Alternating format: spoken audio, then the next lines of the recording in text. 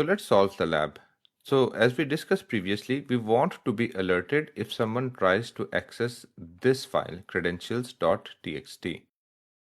So what we're going to do is that we're going to add a new rule. Okay, so since this is an internal file and no one should be able to access it except authorized users, and we've seen that someone is trying to repeatedly access it and is failing it. So let's go to this new window and let me clear the screen. So we're going to do sudo vi etc snort rules local.rules. Okay, I'm going to press I because we want to go to insert mode. Okay, insert mode. Don't worry if you're not seeing this rule. Maybe you reran the lab and it just basically defaulted to the first rule. So don't worry about that. Let's add the new rule. So there are some pointers within the lab document. So the first thing is that we want to write a rule that will alert on traffic coming from any IP and any port, but going to the web server. So already we have some pointers. So alert will use TCP because it's going to a web server. So it's definitely using TCP protocol and coming from any IP and any port. So this part, traffic coming from any IP and any port. Okay, and where is it going? It's going to the web server on Nginx container. Okay, so 172.17.0.2 is the IP address of the Nginx web container. And which port should we put? So if you guessed it correct, then great. It would be port 80 because it's HTTP traffic. And then what's the message that we want? So the message would be something like attempt to access credentials.txt. Okay, so far so good. Now here's where the magic happens. So you need to put in a check in content, and what would be the check? The check would be if anyone is trying to access credentials.txt.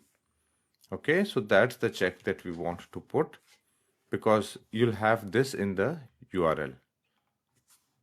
That's it. So we also need to add a SID ID 5 zeros, and then since we're already using 3 4, so let's use 5 here. Okay, I'm going to escape colon write quit, as you can see here, and there you go. Let's just cat the file quickly to see if the rule has been properly written. I know I'm a bit skeptical of Vim editor, but it's always nice to be very careful. So cat etc snort rules local.rules. Okay, everything looks good. Let me just double check the spelling. Okay, there's a small mistake in the spellings. It says credentials. Okay, so we need to edit that. So sudo vi etc snort rules and then local.rules. Let me just go to insert mode once again. And let's correct this one. Credentials.txt. Life happens, as you know. So let me just cat it once again. Snort and then rules, local.rules, credentials.txt. Okay, perfect.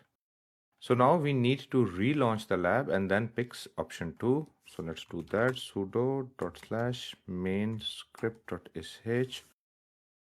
Now the thing is that, as always, please be careful. This sequence might have changed, but we'll go with whatever is showing here, Snort IDS lab, which is number 3. But now you have to be careful. You want to pick option 2. You don't want to pick option 1 because that's going to reset everything, including the rules file. Okay, so we want the rules file intact because we've just added a new custom rule to it. So we'll go with option 2. Okay, great. Snort seems to be listening correctly.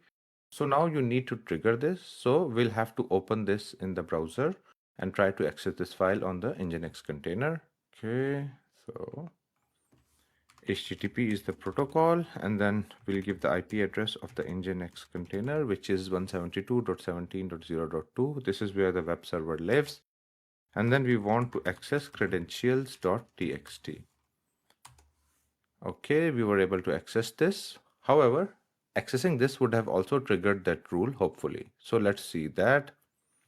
There you go. Attempt to access credentials.txt. So this is coming from Kali Linux and going to Nginx port 80. Perfect. That concludes our lab.